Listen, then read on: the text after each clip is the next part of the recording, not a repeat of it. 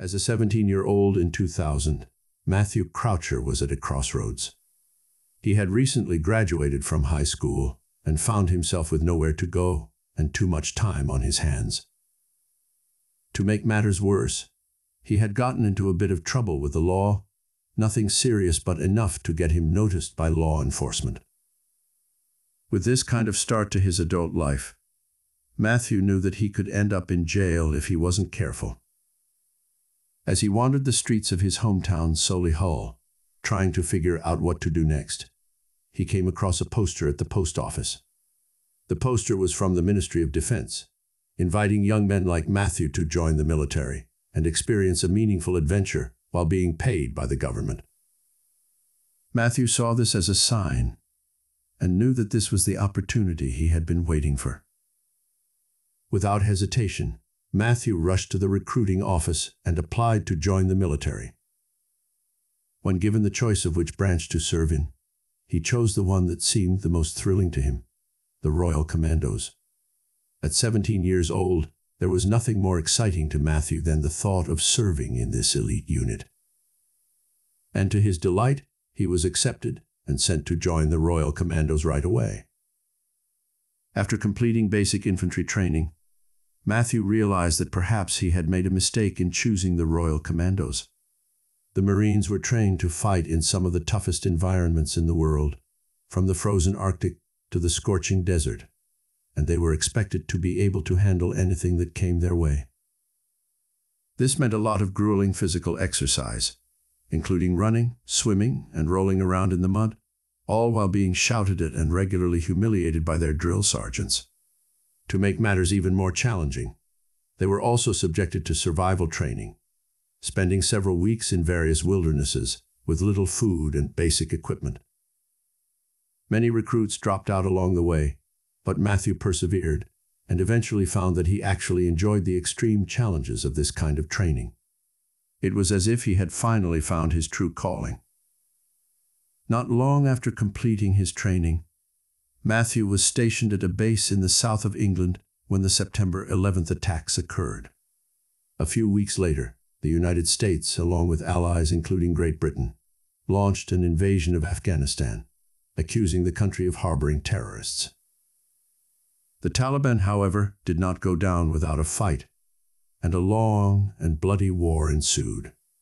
The Afghan tribes, who were well prepared to fight off invaders, used their knowledge of the terrain to their advantage, ambushing the Americans and their allies at every turn.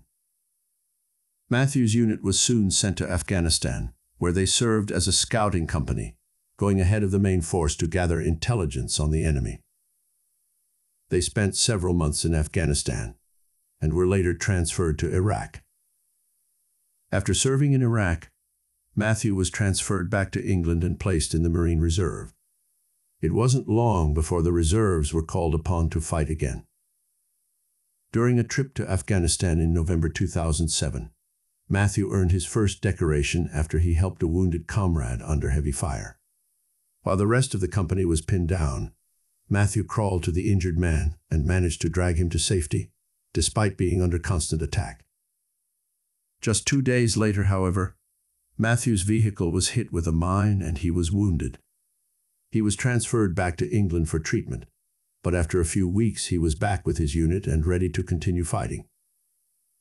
For months, Matthew and his unit continued to fight in Afghanistan until February 9, 2008. On this day, they found themselves in the midst of the heaviest fighting of the war, taking place around the city of Sanjan. As part of the scouts, Matthew's unit was tasked with examining the positions of the Taliban around the city. They found themselves in a half-destroyed house that the Taliban had just retreated from, and remembering their previous experiences, they knew to proceed cautiously. They carefully searched each room for any potential dangers, such as bombs attached to doorknobs, before moving on. With Matthew as the team leader, they slowly but surely advanced through the house. Suddenly, Matthew felt his foot catch on something as he walked, as if his boot had gotten tangled. Without thinking, he slammed his foot down to free it. It was a mistake, one that could have fatal consequences. A fishing line stretched across the passage, had been part of a trap set by the Taliban. There was a bomb at the other end of the line, and as Matthew stepped on it, he heard the fuse ignite. The bomb was now activated and sitting at his feet, ready to explode in just a few seconds. Matthew knew he had to act fast. He shouted out a warning to his comrades, "Bomb!" He knew that he only had a few moments before the bomb went off, otherwise they will all die. He had nowhere to kick the bomb or throw it out of harm's way, so he did the only thing he could think of.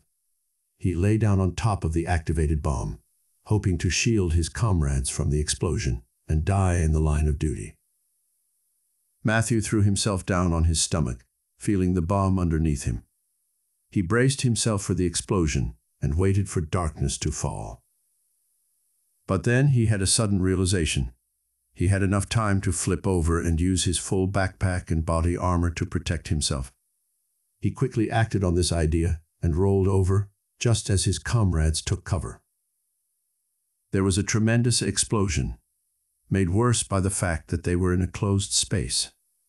A cloud of dust rose up, and everything went silent. The soldiers cautiously emerged from cover, expecting to find their sergeant scattered in pieces. However, they were shocked to find him lying a few meters away, still in one piece. There was no way he could have survived the explosion, they thought. And yet, there he was, sobbing and moaning, as if he had been seriously injured. The soldiers rushed over to him, thinking they would find someone with fatal injuries, as they had seen many times before. But instead, they watched in amazement as Matthew slowly began to get up. He writhed on the floor for a moment, then slowly rose to his knees and then to his feet. Despite the fact that all the laws of physics seemed to be against him, and in just a few seconds, he was standing tall. The soldiers stared at Matthew in shock, wondering how a man who should have been dead was standing in front of them.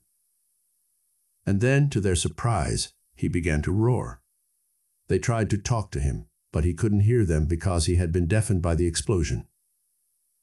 It turned out that, aside from a broken nose, he had no other injuries. Then he started jumping around, yelling and gesturing wildly. They soon realized that something was burning in his backpack. It turned out that the batteries for his Motorola radio had caught fire in the explosion. The backpack itself was completely destroyed, as well as the bulletproof vest underneath it. Yet the heavy backpack, stuffed to capacity with 35 kilograms of gear, saved his life. If it weren't for the backpack, they might have found him scattered in pieces. The scouts wanted to call for help, but Matthew refused. He figured that the paramedics wouldn't be able to do much for him, since he was already fine, so he convinced them to set up an ambush instead. He knew that the Taliban would come to investigate the explosion, and he wanted to be ready for them. And that's exactly what happened. A few hours later, the patrol returned to base, with a torn backpack as a souvenir.